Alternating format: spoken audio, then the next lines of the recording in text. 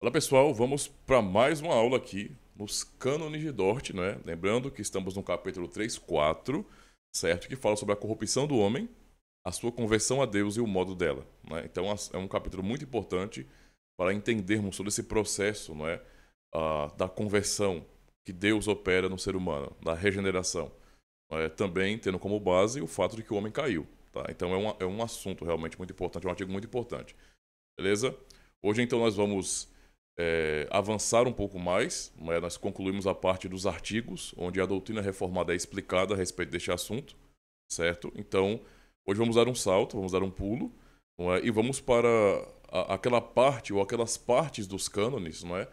Que muitos evangélicos, muitos que estão ligados também, né? Ligados de alguma maneira também à tradição reformada, acabam meio que rejeitando, é como se fosse um tipo de filho feio que essas pessoas querem esconder. Não querem abordar esses assuntos e existem até aqueles que acabam não subscrevendo os cânones de Dort por causa disso, né? Porque eles têm receio, porque no fim, se eles subscreverem os cânones de Dort, eles vão ter que assumir que a remonstrância, não é, ou que hoje se chama popularmente de arminianismo, é uma heresia. E como a política da boa vizinhança vale demais, né? Lembra daquela dinâmica que eu sempre falo aqui no canal? O mundo é diferente da ponte para cá. Se é evangélico, pode. Se eu assumir os cânones de Dort como não é, uma explicação fiel da doutrina e, portanto, subscrever os cânones, obviamente, eu também estarei concordando que a remonstrância foi heresia, tá? A remonstrância era puramente heresia, ok? E por isso mesmo, eu vou precisar abordar o que é chamado de arminianismo hoje como algo herege, como um desvio da sã doutrina. E não como um caminho possível para uma boa teologia, uma alternativa ao calvinismo. Isso não existe, tá? Heresia é heresia. Sã doutrina é outra coisa, certo? Então, assumir os cânones significa dizer também que estaremos assumindo que arminianismo, historicamente falando, é heresia. E é isso que eu, que sou um cristão reformado e que subscrevo os cânones de Dort, né, assumo. Né? Alguns não querem, porque preferem realmente manter a política da boa vizinhança, preferem tolerar, não é, digamos assim, as heresias que acontecem no meio evangélico. Esses aí são ávidos para apontar o dedo para católicos romanos, para ortodoxos ou outras tradições quaisquer aí, outras tradições, não é, que existem por aí. Ah, mas quando o assunto é reconhecer, não é, heresia forte a respeito da salvação, o que é muito grave, não é, no meio cristão evangélico, eles preferem não, vamos deixar do jeito que está, não é, todo mundo é salvo, todo mundo acredita no que quer acreditar e acabou, né? Então eu posso crer que Deus é soberano e salva o homem, ele opera, eu posso ser um monergista, mas não há problema nenhum, porque aquele que eu chamo de irmão, não é, e diz que a obra de Cristo não é perfeita, a obra de Cristo não salva, o ser humano tem que fazer alguma coisa para completar isso, né? Fica com aquela síndrome de purgatório, né? Onde você cria um meio para, de alguma maneira, lá na frente, salvar o ser humano, no caso aqui, com boas obras ou com a cooperação de alguma maneira, porque a obra de Cristo no fim não é suficiente. Tá? Então nós preferimos deixar do jeito que está, porque assim somos todos irmãos, podemos cooperar mutuamente, e não. Assumir os cânones é dizer, de jeito nenhum.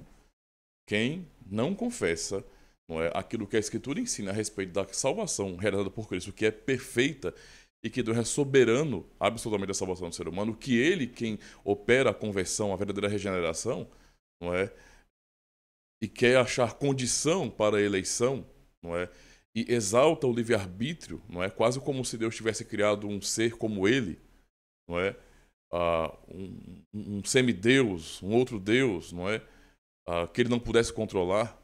Então, essa pessoa não crê naquilo que a Escritura ensina. Né? E, portanto, não é uma fé verdadeira.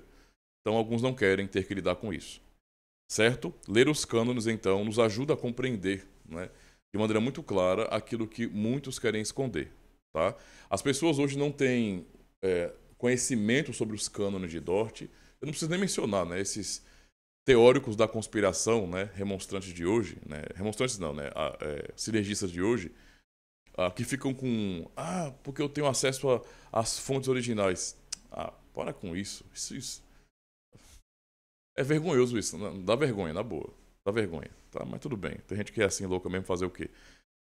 E muitos não conhecem realmente os cânones. Por isso essas aulas são importantes, para que você possa saber o que foi ensinado e o que foi defendido tanto pelas igrejas reformadas quanto também pelos alunos de Armínio, pelos demonstrantes.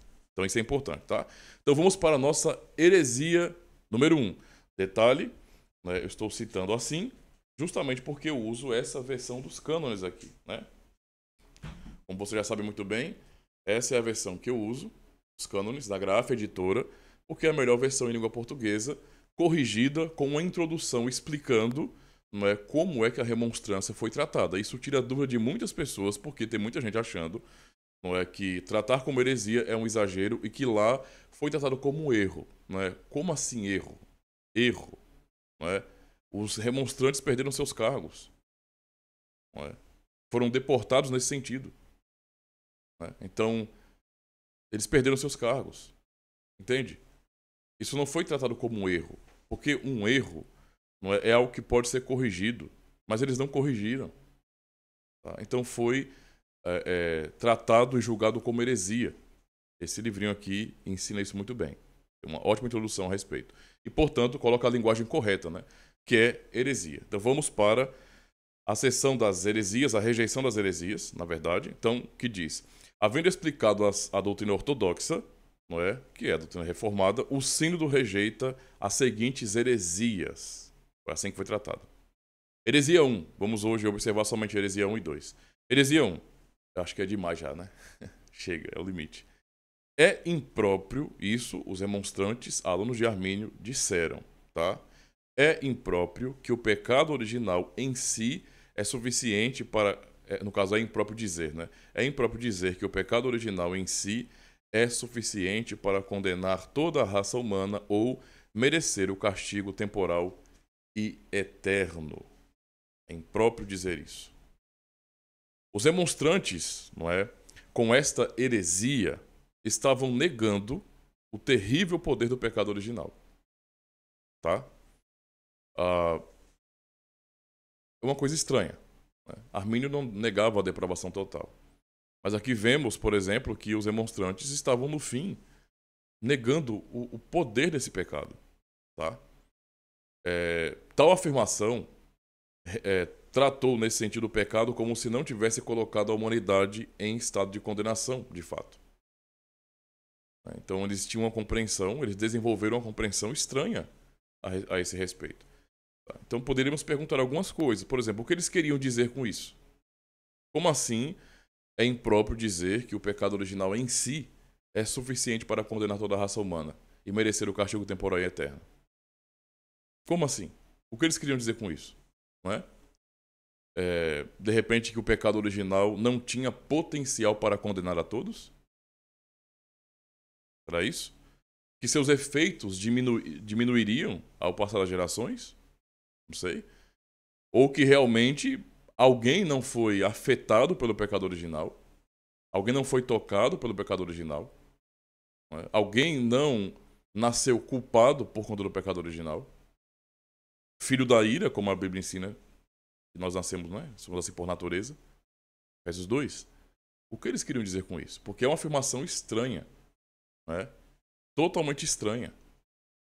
Isso não tem um fundamento, primeiro, na Escritura, e, obviamente, também não tem um fundamento na teologia da igreja. É uma afirmação absurda, na verdade, porque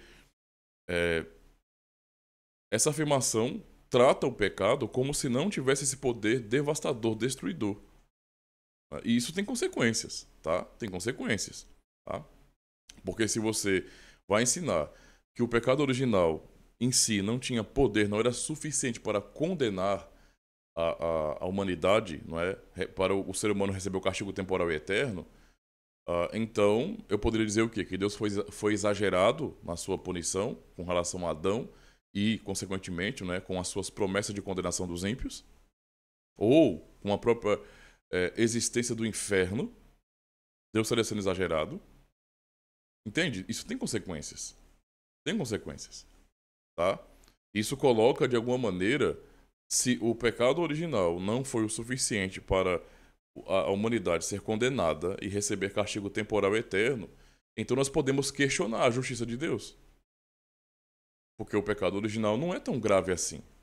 Ele não é suficiente para condenar toda a humanidade.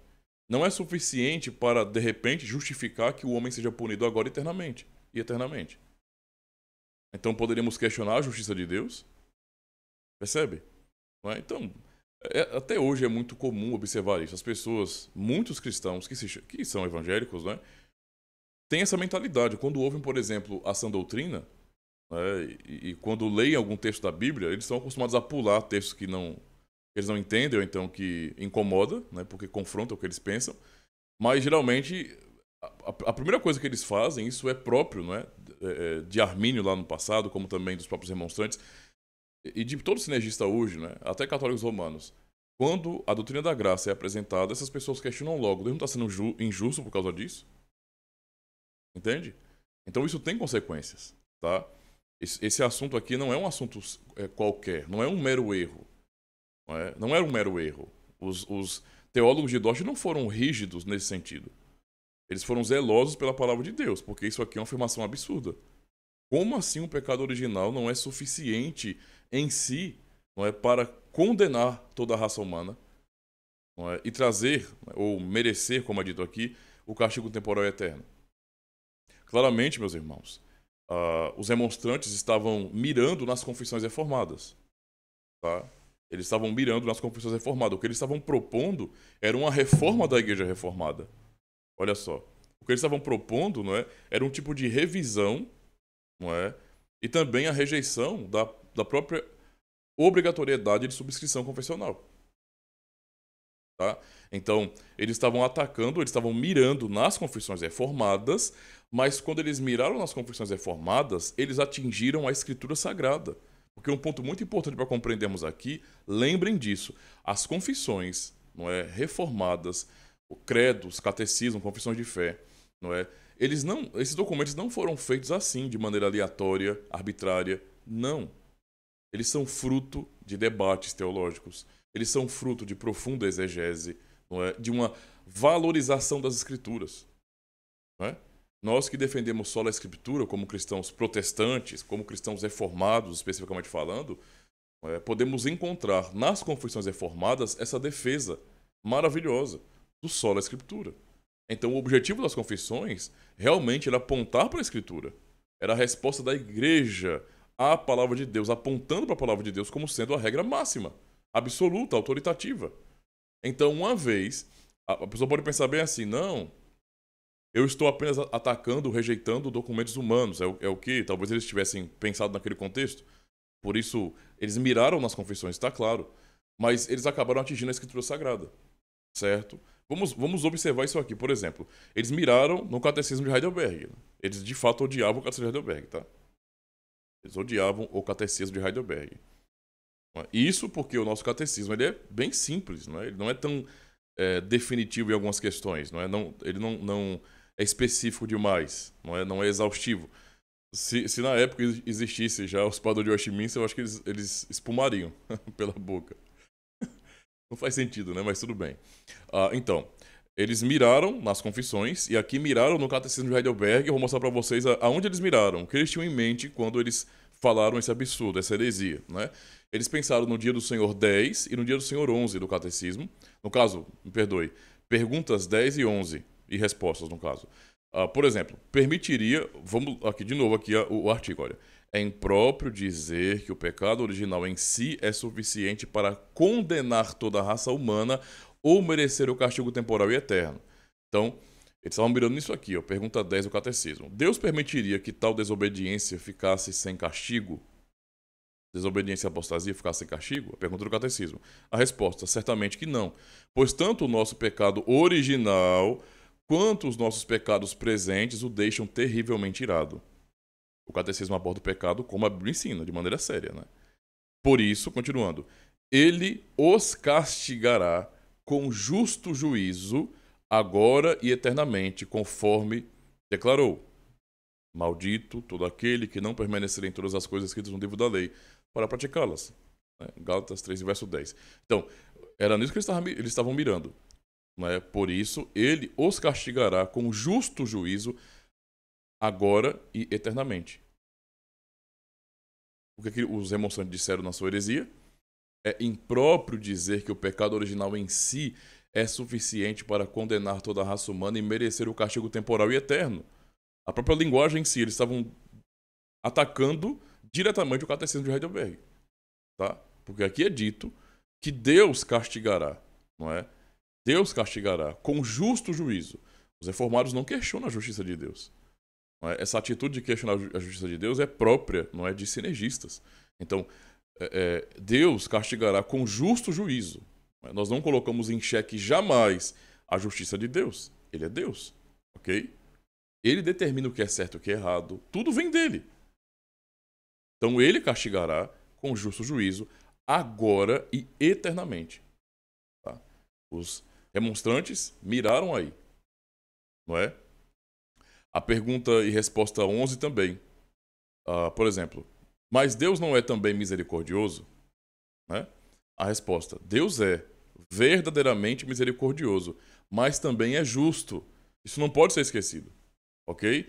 A sua justiça requer que o pecado cometido contra a sua suprema majestade seja castigado também com a pena mais severa, quer dizer, com o eterno castigo do corpo e da alma. Então, notamos aqui no Catecismo de Heidelberg, não é? Justamente a afirmação bíblica de que Deus, sim, ele condenará, não é, eternamente, como também manifestará sua justiça, seu juízo agora. Não é? Então, Deus faz isso, certo? E os demonstrantes não conseguiram aceitar a verdade bíblica. Mais uma vez, eles miraram no catecismo, eles miraram nas confissões reformadas. Mas o que eles atingiram? Não é? Eles atingiram a Escritura Sagrada, não é? Eles negaram a Escritura Sagrada. Veja, se o castigo é impróprio, como eles disseram, né? Se é impróprio dizer que o pecado original é suficiente em si para condenar toda a raça humana e merecer o castigo temporal e eterno, como é que fica, por exemplo, Romanos 3, verso 23? Porque todos pecaram e destituíram da glória de Deus. Todos pecaram. Todos. Todos. Não é? Mas eu não fiz o que Adão fez. Todos pecaram. Todos pecaram. É isso que a Bíblia ensina. Como é que fica Romanos 5 e verso 12, por exemplo? Que vai dizer, portanto, como por um homem entrou o pecado no mundo e pelo pecado a morte, assim também a morte passou a todos os homens, por isso todos pecaram. Todos pecaram. Paulo explica como isso aconteceu. Como é que fica isso? Ou então, Romanos 6 e 23, porque o salário do pecado é a morte. Então, é uma característica própria de heresia mesmo. Não se importar com o que a Escritura está dizendo. Está declarado, é a verdade bíblica. É assim que Deus determinou. Eu não tenho um direito de questionar isso ou tentar mudar essas coisas. Ou tentar arrumar um caminho que se adeque à minha razão, ao que eu sinto, e então criar uma teologia a partir disso. Está totalmente errado. Eu preciso repetir o que a Bíblia está dizendo. E é isso que o catecismo de Heidelberg estava fazendo ali. Fez naquele contexto. As confissões reformadas são para isso. Não é? A ideia de termos credos e confissões é para repetirmos o que a Bíblia está dizendo. Só que fazemos isso explicando, não é? Sistematizando a doutrina. Mas é para repetir o que a Escritura está dizendo. De uma maneira um pouco mais clara, de uma maneira organizada, de uma maneira sistematizada, mas é para repetir. O objetivo das confissões nunca foi, elas não foram feitas para isso, não é? Para dar um outro caminho à interpretação. Totalmente errado. Por isso, quando eles miraram nos catecismos, ou nas confissões reformadas, e aqui no caso específico, no catecismo de Heidelberg, eles atingiram a Escritura, eles negaram a própria Bíblia. Esse é o ponto. Isso mostra para nós, né, a fidelidade das confissões reformadas. A fidelidade mesmo. Mas qual a resposta, qual a refutação a esta heresia dada de maneira bem simples? Aqui são artigos bem simples, tá? Respostas diretas. Então vamos lá. Isso contradiz o apóstolo que declara. Então, veja, o que é assumido aqui é justamente isso. É uma clara contradição. É uma oposição à Escritura. É uma rejeição da Escritura. Certo? É o oferecer um caminho diferente da Escritura. Isso é heresia. Então, o que o apóstolo declara? Portanto, assim como por um só homem, já lemos isso aí agora há pouco, né? Romanos 5,12.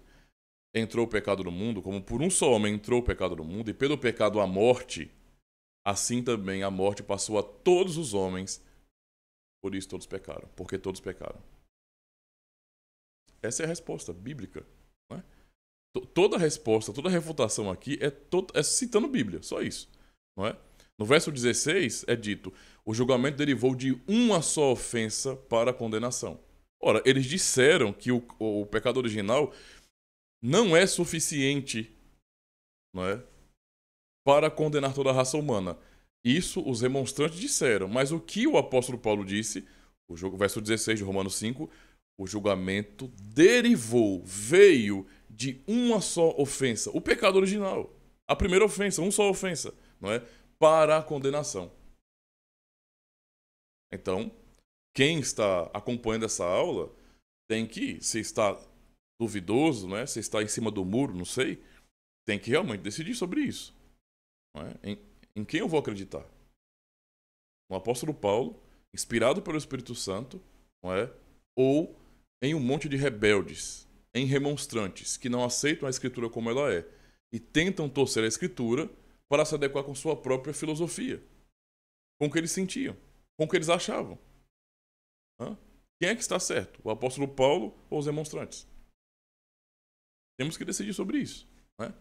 Porque a afirmação deles aqui é muito séria. Enquanto a Bíblia está dizendo, por uma só ofensa, pelo pecado de Adão, não é? A morte entrou no mundo, a condenação veio sobre todos os homens. Todos são pecadores por causa disso. Todos pecaram.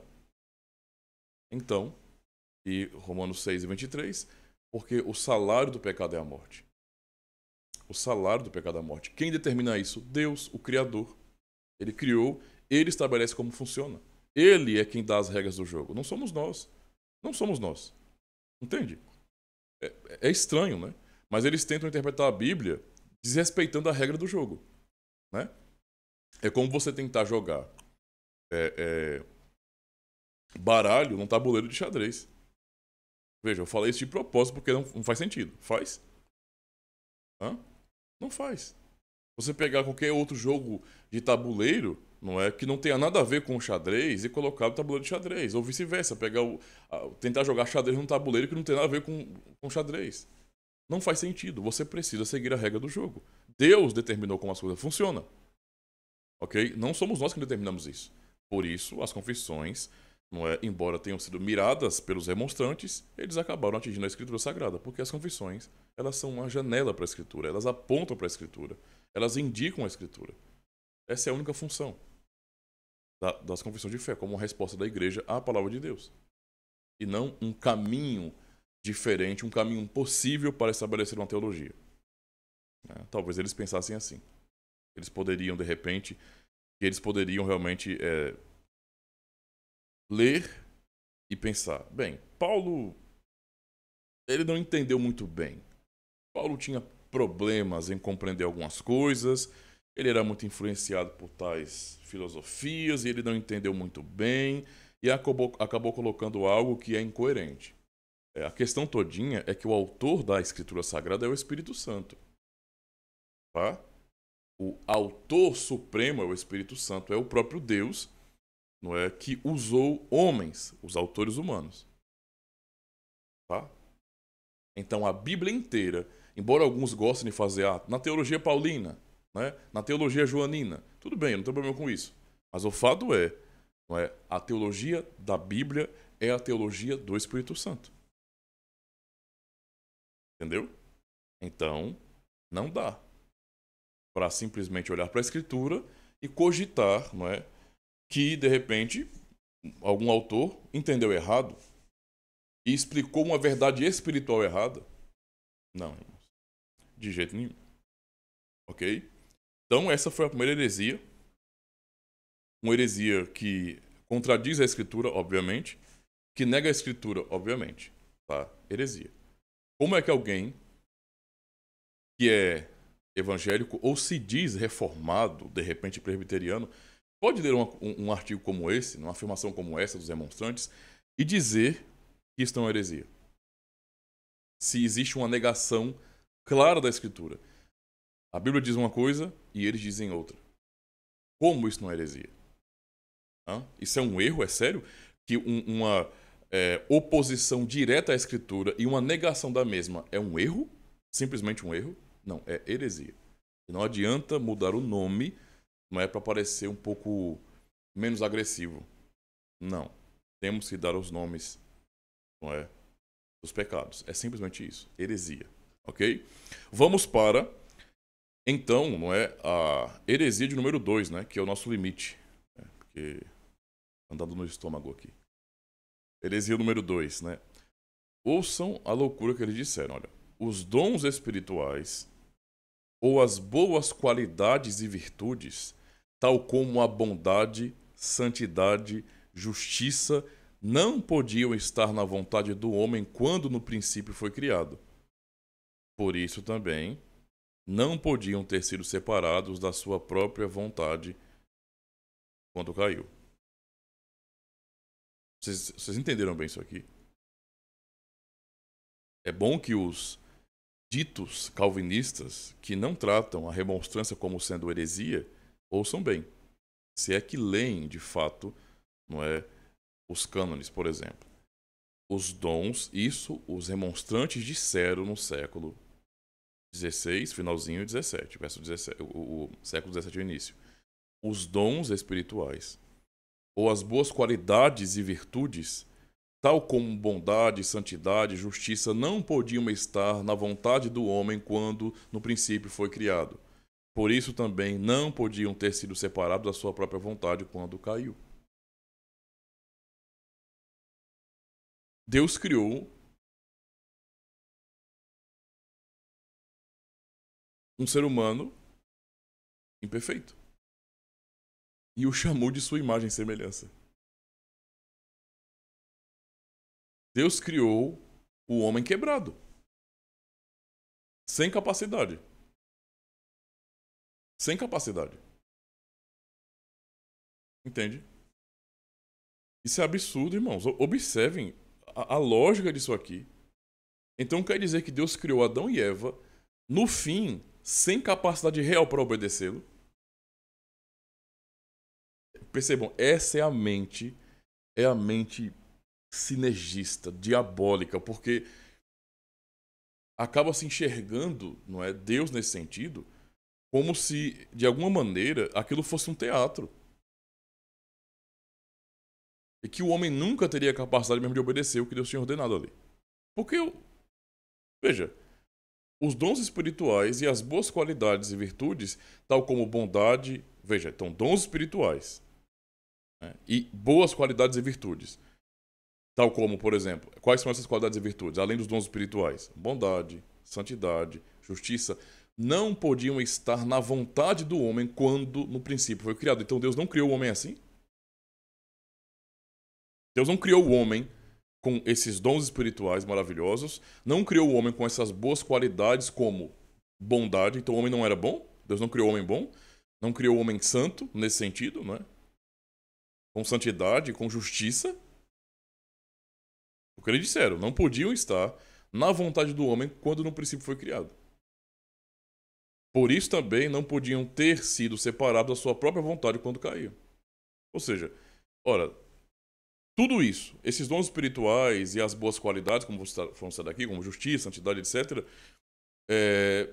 como Deus não criou o homem assim, também o homem na queda não perdeu nada disso, porque Deus não criou ele desse jeito. O homem alcança isso depois, né? Depois é que o homem alcança isso. Mas perder, ele não perdeu, porque ele não tinha. Que estratégia tão baixa, né? Tão absurda para rejeitar, por exemplo, a qualidade pela qual Deus criou o homem, na qual Deus criou o homem. Então, mais uma vez, eu digo aos irmãos, né? Isso é bem claro. Mais uma vez, eles miraram no catecismo de Heidelberg aqui. Tá? Eles miraram. O Catecismo de Heidelberg, não é? Na primeira parte, nós temos uma introdução, Dia do Senhor 1, e quando chega no Dia do Senhor 2, nós temos a primeira parte do Catecismo, que vai falar sobre a situação da humanidade. Podemos chamar essa primeira parte do Catecismo, não é? Nossos pecados e miséria, de, literalmente, depravação total. Vai expor, nesse sentido, não é? Tanto o pecado humano, o que a lei exige, o que o ser humano não consegue fazer, não é? E vai deixar claro que o ser humano é responsável por isso, porque Deus deu toda a qualidade para o ser humano. Então eles tinham diretamente aqui, o objetivo de atacar o catecismo. Isso é bastante claro nesse artigo, tá? E aqui, ó, vamos ler o catecismo. A pergunta 6, depois pergunta 10 e 11 de novo, né? Para vocês perceberem a própria lógica disso aqui, ó. Então, vamos lá. Eu tô aqui com o catecismo de Heidelberg, beleza? Nossos pecados e miséria do Senhor 2 vai falar sobre, por exemplo, o que Deus exige de nós na lei, na pergunta 4. E aí o resumo da lei, o resumo do decálogo nesse sentido, Mateus 22, 37 a 40, amar a Deus todo o coração, toda alma, todo entendimento, não é? E ao próximo como a ti mesmo. Isso é o que resume a lei, o que os mandamentos estão nos ensinando, né? É a ordem de Deus do mandamento, é o amor. Esse é o ponto. Então, na pergunta 5, né, você consegue guardar tudo isso perfeitamente? A resposta é não. Por quê nós não conseguimos guardar perfeitamente? Porque, por natureza, sou inclinado a odiar a Deus e ao meu próximo. Essa é a nossa inclinação natural. Né? Nunca a nossa inclinação é para o bem a partir da queda. Ok? Então, pergunta 6, do dia do Senhor 3. Então, veja, se nós não conseguimos guardar nada disso aí, e somos inclinados, no caso naturalmente, a odiar a Deus e ao próximo, a fazer o oposto do que a lei está dizendo, a pergunta do catecismo é bastante lógica, né? Porque a ideia realmente é ajudar os catecúmenos a raciocinarem sobre essa doutrina. Então Deus criou o homem assim tão mau e perverso? Muitos anos atrás, quando eu estava dando a primeira turma de catequese, né? Primeira turma, uma das catecúmenas disse que sim. Então Deus criou o homem assim tão mau e perverso, né? Sim. Aí e por que nós estamos sendo julgados? Entende? Se Deus criou o homem assim tão mau e perverso, então nós estamos sendo condenados por causa de quê? Entende? Por que Adão foi expulso do Éden? Ou por que existe uma promessa de condenação sobre a humanidade se Deus já nos criou maus e perversos? Se já nos criou maus e perversos, sem nenhuma capacidade, portanto, de obedecer à sua lei, sem nenhuma dessas qualidades, dessas virtudes. Qual o sentido, então, disso? Né? Não tem sentido nenhum, isso é absurdo. Na verdade, isso é oposto à própria mensagem da Escritura. Não é? Então, não é bíblico isso aí. Não é correto. Mas vamos lá. A pergunta, então, é bastante lógica. Então, Deus criou o homem assim tão mau e perverso? A resposta é não. Pelo contrário. Era isso que os arminianos estavam atacando. Pelo contrário. Deus criou o homem bom e a sua imagem. O que é que os remonstrantes disseram na sua heresia? Que os dons espirituais ou as boas qualidades e virtudes, tal como bondade, santidade e justiça, não podiam estar na vontade do homem quando, no princípio, foram criados. Ou seja, eles disseram que Deus não criou o homem com isso. Mas aqui o nosso catecismo está dizendo que eles conheciam, eles também tinham esse catecismo, eles eram das igrejas reformadas, e estavam atacando esse catecismo. Não, a resposta é, o homem criou o homem assim, então Deus criou o homem assim tão mais perverso? A resposta não, pelo contrário. Deus criou o homem bom e a sua imagem. Tá? E a sua imagem, isto é, em verdadeira justiça e santidade. Percebam a linguagem que eles usam aqui, que é, literalmente, atacando o catecismo.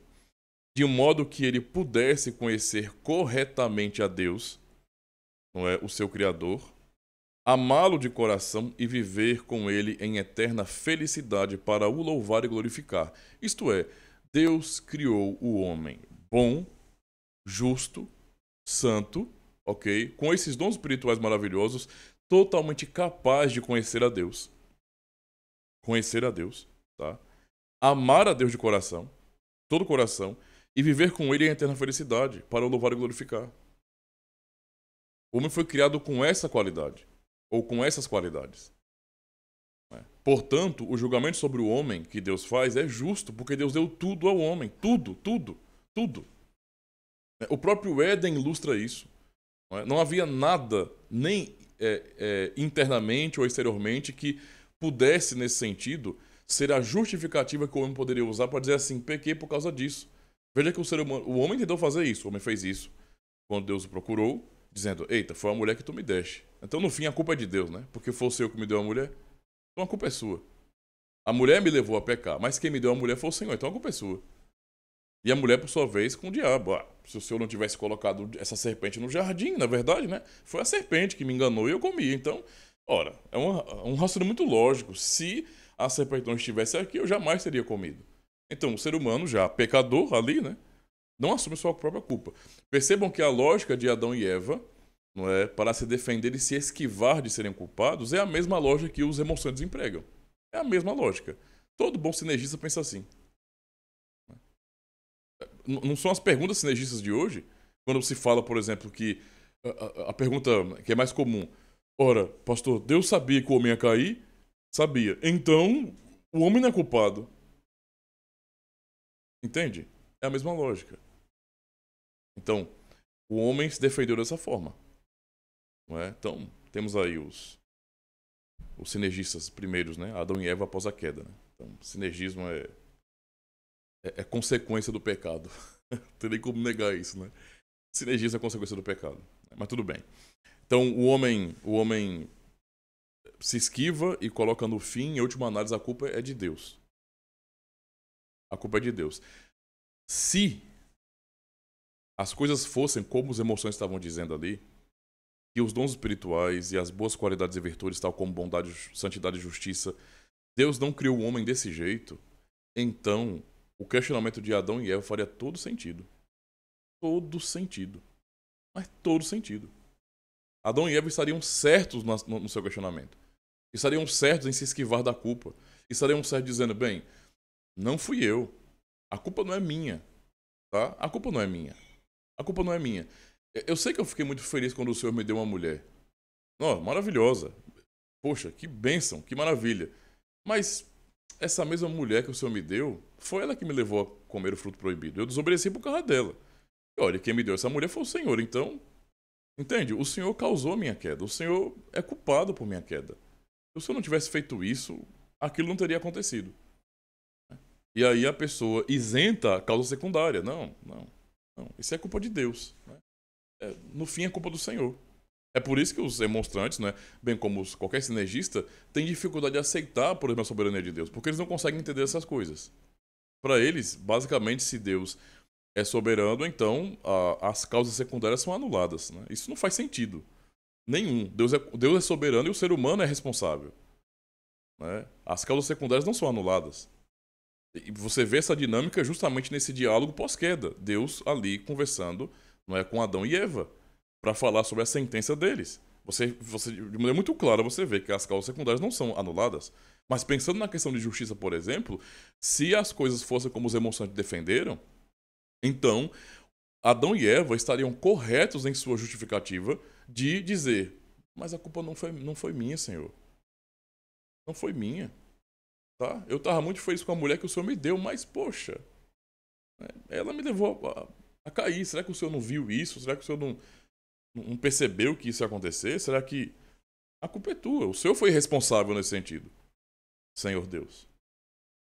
Né? Foi porque o Senhor me deu uma mulher que eu caí, porque ela no fim foi a causa do meu tropeço. E essa causa foi causada pelo Senhor. Então a culpa é sua, não é minha.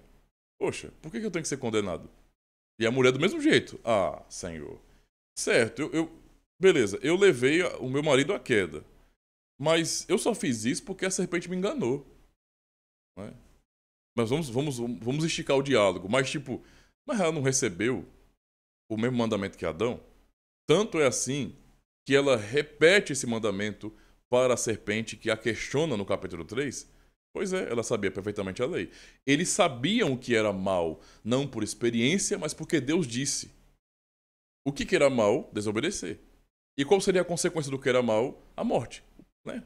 Se pecasse, ia morrer. Gênesis 2, Deus diz isso para Adão. Não é? E Eva também sabe disso. Não é? A Eva recebe também, não é, esse ensinamento. E o que acontece? Ela está plenamente consciente das consequências. Ela sabe muito bem o que é certo e o que é errado. O que é certo, obedecer, e o que é errado, desobedecer. Isso já está estabelecido. Uma vez um rapaz ateu falou uma coisa que eu não quis conversar mais, porque eu percebi que a minha sensação seria que eu tivesse ido de repente para um manicômio. Isso não existe mais, eu acho, hoje, né? o Asilo Arca, e conversasse com o maluco, porque assim, o cara é ateu e do nada ele disse que não acredita em Deus, porque como é que ele pode condenar um ser amoral? Mas peraí, se você é ateu, não é, você não acredita em Deus, então por que você está incomodado por ele ter criado um ser amoral? Porque ele achava que a condenação de Adão e Eva era uma condenação injusta. Mas que justiça? Deus não existe, esqueceu? Aí eu falei, vixe, o nível tá bom, viu? Ó, eu não vou nem conversar pra eu não ficar maluco também. Essa é a realidade, mas tudo bem. O ponto aqui, irmãos, é compreender o seguinte, que essa afirmação herética, né, essa heresia dos remonstrantes, tem consequências terríveis. Não é? Se Deus tivesse feito o homem assim, então Adão e Eva não estariam errados em ficarem empurrando para o outro. E no fim, em última análise, a culpa é de Deus em tudo. Porque, veja, a mulher que tu me deste, a serpente me enganou. Ora, quem deu a mulher para mim, a mim, foi Deus. Deus me deu a mulher. Ele é a razão da minha queda. Se ele não tivesse me dado uma mulher, eu estaria santo até hoje. A mulher, por sua vez, se Deus não tivesse permitido que a serpente entrasse aqui, eu jamais teria sido enganada. Então, quem permitiu? Deus. Logo, Deus é culpado. Entende? Essa é a consequência dessa heresia. O que tornaria, obviamente, a condenação de Adão e Eva, bem como de toda a humanidade, uma injustiça. Porque seria contraditória para a natureza de Deus. Contrária à natureza de Deus. Mas o que o nosso... Ou seja, eles estavam atacando o catecismo. E o catecismo está dizendo para nós, então Deus criou o homem assim tão mau e perverso? A resposta é não. Pelo contrário, Deus criou o homem bom e a sua imagem.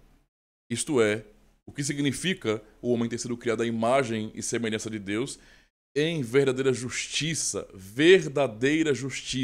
não aparente justiça, mas verdadeira justiça e santidade, tá? De modo que ele pudesse conhecer corretamente a Deus, seu Criador, amá-lo de coração, sim, ele tinha capacidade para obedecer os mandamentos, a lei, amar a Deus, tá? E viver com ele em eterna felicidade para o louvar e glorificar. Ou seja, Deus deu todas as condições necessárias. Todos os dons necessários, tudo. Todas as boas qualidades morais, a consciência, a inteligência, tudo. Não havia nenhuma razão interna ou externa que justificasse a queda do ser humano, a não ser a sua própria responsabilidade. Então o homem não poderia falar o que, assim, prevalecer pelo seu argumento. A mulher que tu me deste, ou a serpente me enganou. Não, porque eles tinham capacidade, não é, plena para dizer não. Entendeu? A mulher poderia ter dito não à serpente. Isso é muito claro, irmãos. Deus deu consciência a ela. Entendeu? Plena consciência a ela. Todos os dons necessários para resistir e vencer. Entende? Ela quis comer do que ela sabia que era proibido. Ela quis. E o seu marido, por sua vez, quis também. Do mesmo jeito. Então, voltando aqui à pergunta 10 e 11, é bom, né, só para poder vocês entenderem a lógica do catecismo. Então, veja, aí a pergunta 7. De onde veio, então, a natureza corrompida do homem? O ser humano, Deus criou o homem assim, tão mais perverso? De jeito nenhum. Criou plenamente capaz de obedecer toda a lei dele. E fazer a vontade dele. Cheio desses dons espirituais e toda a habilidade possível. Deus deu tudo a ele. Então, a pergunta 7 vai na mesma lógica. De onde veio, então, a natureza corrompida do homem? A resposta: da queda e desobediência dos nossos primeiros pais, Adão e Eva, no paraíso. Pois ali, a nossa natureza tornou-se de tal modo corrupta que somos todos concebidos e nascidos em pecado. Não é? E aí a pergunta, né, para continuar nessa questão da depravação total. Pergunta 8. Mas somos tão corruptos que não somos capazes de fazer bem algum e somos inclinados a todo mal? A resposta é sim, nós assumimos isso. Sim. Nós somos assim, depravados mesmo. Sim, nós somos tão corruptos que não somos capazes de fazer bem algum, bem verdadeiro, bem essencial. E somos sim inclinados a todo mal. Essa é a nossa natureza hoje. Sim, a menos que sejamos gerados novamente pelo Espírito de Deus. Ou seja, a não ser que um milagre aconteça de regeneração, essa será a nossa natureza. Só pensar e fazer o mal. Até o que é socialmente bom, nós fazemos por motivações perversas, por egoísmo e por outras coisas aí também. Certo? E aí a pergunta, que também segue essa mesma lógica, no Dia do Senhor 4, pergunta 9. Mas, né, o que seria uma pergunta, né, importante, porque, lembre-se, o contexto em que o catecismo foi feito, não havia ainda os remonstrantes arminianos, mas havia, é claro, né, a Igreja Católica Romana, não é, com o seu sinergismo, ok? E a pergunta seria muito lógica aqui, então. Mas Deus não age injustamente, vamos pensar, Deus não age injustamente com o homem ao exigir em sua lei aquilo que o homem não consegue cumprir? Né? Tipo, peraí, pastor. Se o homem não consegue cumprir os mandamentos de Deus, não consegue satisfazer a justiça de Deus na sua lei, Deus não é injusto não por exigir que o homem faça uma coisa que ele não consegue? A resposta é maravilhosa. Não, pois Deus criou o homem. Tá lembrando, né, da resposta à pergunta 6. Não, pois Deus criou o homem de tal forma que este era capaz de cumprir essa lei. Mas o homem, essa é a nossa responsabilidade, mas o homem, sob instigação do diabo, em desobediência deliberada, não forçada, deliberada, privou a si mesmo e a todos os seus descendentes desses dons. Entendeu? Então, os remonstrantes estavam mirando no catecismo. O foco deles, de fato, era, não é, revisar isso, era mudar essa verdade. O problema é que, uma vez que eles miraram no catecismo, eles atingiram a Sagrada Escritura. Não é? Porque, por exemplo, Romanos 4, verso 24, nos mostra como é que Deus criou o homem. Deixa eu até ver se é esse texto mesmo, tá? Deixa eu conferir aqui. Não, é Efésios 4, verso 24. Deixa eu só... Efésios 4, 24. Cadê você, meu amigo? É isso mesmo. Diz assim: e vos revistais do novo homem, segundo Deus, que segundo Deus é criado em verdadeira justiça e santidade. Nós fomos criados assim. Adão e Eva foram criados assim. Né? E isso foi perdido. Não é? E o novo nascimento, né? Os revistais do novo homem, é criado, segundo Deus, né? No caso, em verdadeira justiça e santidade. Regeneração. Entende? Restauração. Ressurreição espiritual. É isso. Tá? Eu quero, então, partir para o final da nossa aula. Já estamos a 48 minutos. Mas só citando aqui a confissão de fé, a segunda confissão de fé helvética, né? A segunda confissão helvética, a partir do capítulo 8, né? Capítulo 8, nós temos o assunto a respeito da queda do homem, não é, do pecado e sua causa, né? Então tem artigos importantes aqui. Por exemplo, vai falar sobre a queda do homem, não é? Para vocês, eu só estou citando aqui para vocês entenderem um pouco da harmonia, né? Já mostrei um pouco da própria harmonia, né? O que os remonstrantes tinham em mente, que era atacar o catecismo de Heidelberg, né? Eles queriam atacar o catecismo de Heidelberg mesmo, e consequentemente a palavra de Deus. Mas é bom observar uma outra confissão de fé, também das igrejas reformadas, que é muito importante, essa passagem. Então, a queda do homem, diz bem assim: desde o início foi o homem por Deus criado à imagem de Deus, em justiça e santidade de verdade. Tá? Bom e reto. Mas por instigação da serpente, não é? E pela sua própria culpa, ele se afastou da bondade e da retidão e tornou-se sujeito ao pecado, à morte e a várias calamidades.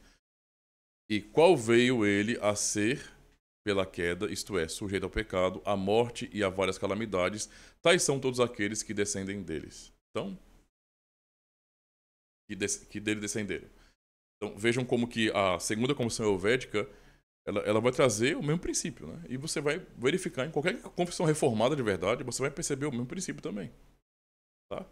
Então, vai falar um pouco sobre o pecado, sobre a morte, mas deixe-me ver aqui só a parte aqui, o artigo do pecado original e também pecados atuais, né?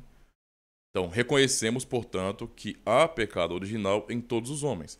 Reconhecemos que todos os outros pecados que deste provêm, não é, são chamados e verdadeiramente são pecados, qualquer que seja o nome que lhe seja dado, pecados mortais, veniais ou mesmo aquele que é chamado pecado contra o Espírito Santo, que nunca é perdoado. Confessamos também que os pecados não são iguais, embora surjam da mesma fonte de corrupção e incredulidade. Alguns são mais graves que os outros. Como disse o Senhor, haverá mais tolerância para Sodoma do que para a cidade que rejeita a palavra do Evangelho. Certo? Fala também sobre as seitas, né? É bem interessante a Confissão de Fé Helvética porque ela é bem completa, tá? Vai falar sobre as seitas, por exemplo. Então, aqui já tem uma rejeição também, né, de heresias. Então, vamos assim, ó, condenamos, portanto, todos os que ensinam, não é, o contrário disto, especialmente Pelágio e todos os pelagianos, né? Juntamente com os jovinianos, que com os estoicos consideravam todos os pecados iguais, não é? Todos os pecados iguais. Em toda esta questão, concordamos com Santo Agostinho, que das Escrituras Sagradas extraiu seu ponto de vista e por elas o defendeu. Mas ainda condenamos Florino e Blasto contra quem escreveu Irineu e todos os que fazem de Deus o autor do pecado. Então, para o bom sinergista, não é, se Deus criou o homem e ele sabe de tudo, absolutamente tudo, não é, e decretou todas as coisas, então isso torna Deus literalmente o autor do pecado. Esse é o raciocínio, não é, puramente arminiano, porque eles não fazem a distinção entre, não é, as causas secundárias, por exemplo. Não é? Eles não têm essa compreensão. Então, por conta disso, eles acabam entendendo que, de uma maneira bem mais simples, né? Ora, se tudo vem de Deus, não é, dos seus decretos, e ele é o soberano sobre tudo, então, obviamente, ele é o autor do pecado. A não ser, a solução deles é essa. Né? Para que Deus não seja o autor do pecado, o homem precisa ter um livre-arbítrio libertário. O homem precisa ser totalmente livre à parte de Deus, independente de Deus. Para que então Deus possa ser... Não. Ou seja, o raciocínio arminiano, o raciocínio sinergista, para ser mais específico, né? Porque engloba todo mundo, o raciocínio sinergista, não é? É o mesmo raciocínio de Adão e Eva. Né? Ora, eu só caí por sua culpa. Tá? E aí o artigo continua dizendo, né, depois que falou sobre as seitas, dizendo que Deus não é o autor do pecado. E também, e até onde se pode dizer que ele endurece. Mas aí vocês podem ler depois, aí, só procurar a Confissão de Fé Helvética, certo? Depois começa a falar sobre o livre-arbítrio, não é? Do livre-arbítrio da capacidade humana, certo? E aí, ó, qual era o homem antes da queda? Mais uma vez, há o estado em que o homem se encontrava no princípio, antes da queda. Era certamente reto e livre, de modo que podia continuar ou bem, no bem ou declinar para o mal. Mas inclinou-se para o mal e se envolveu a si mesmo e a toda a raça humana em pecado e morte, como se disse acima, tá? Então, qual se tornou o homem depois da queda? Depois, não é? Importa considerar qual se tornou o homem depois da queda. Sem dúvida, seu entendimento não lhe foi retirado, nem foi ele privado de vontade, nem foi transformado inteiramente numa pedra ou árvore, mas seu entendimento e sua vontade foram de tal sorte alterados e enfraquecidos que não podem mais fazer o que podiam antes da queda, porque o homem podia antes da queda. O entendimento se obscureceu e a vontade que era livre tornou-se uma vontade escrava. Não é? Agora ela serve ao pecado, não involuntária, mas voluntariamente. Né? Não existe isso, né? Essa caricatura. Eu não queria pecar, mas eu peco. É uma coisa involuntária. Não dá para lutar contra isso. Simplesmente acontece. E veja, sim, nós somos escravos do pecado, mas isso tem a ver com a nossa vontade. Nossa vontade é escrava do pecado. Né? É por isso que pode se falar, por exemplo, né, dessa liberdade. Ora, nós somos livres. E se alguém gosta de usar o termo livre-arbítrio, tá, eu tenho livre-arbítrio. Se alguém gosta de usar esse termo, né? Eu não tenho problema em usar e também em não usar, né? Eu raramente falo de livre-agência também, eu nem gosto de ficar insistindo nisso, mas tudo bem. O ser humano tem liberdade, vamos usar o termo liberdade. Mas, veja, o ser humano tem liberdade. E nesta liberdade, ou a liberdade do ser humano, é a liberdade de qualquer um, que é de escolher de acordo com a sua própria natureza. Ou seja, de acordo com a sua própria vontade. E qual é a vontade do ser humano? O pecado. Eis aí a nossa maravilhosa liberdade. Né? Então, tanto é assim que o seu nome é vontade, não é não vontade. Então temos a vontade. O problema é essa vontade. A nossa vontade é não obedecer a Deus. Então nós voluntariamente, tá, por nossa própria natureza, não queremos obedecer a Deus. Ok? Então é assim que o homem se tornou depois da queda, certo? Se os irmãos quiserem aprender mais sobre esse artigo ou sobre essa confissão de fé, basta pesquisar no YouTube Segunda Confissão Helvética, beleza? E é claro, né? Se Deus assim nos permitir, eu ainda estarei fazendo uma playlist de aulas na Segunda Confissão Helvética. É uma confissão extensa, muito grande realmente, e que eu amo, cara. Eu gosto demais dessa confissão de fé, beleza? E quero realmente trazer, né, aulas nela aqui. Eu acho que vai ser muito bom pro canal, muito bom para vocês. E em outras confissões também, beleza? Então, pessoal, muito obrigado por acompanhar mais uma aula. Espero que tenha sido uma aula, né, esclarecedora para vocês. Reflitam bem, ok? E se tá chegando agora, seja bem-vindo. Volta no finalzinho, no início da playlist e acompanha do comecinho para você ir raciocinando e entendendo, não é, a importância dos cânones de Dort, né? E aprenda, não é? O que os remonstrantes defenderam lá no século XVII foi heresia. Tá? Isso não vai mudar. É heresia e ponto final, porque é contra a palavra de Deus. É isso. Muito obrigado e até o próximo vídeo ou a próxima aula.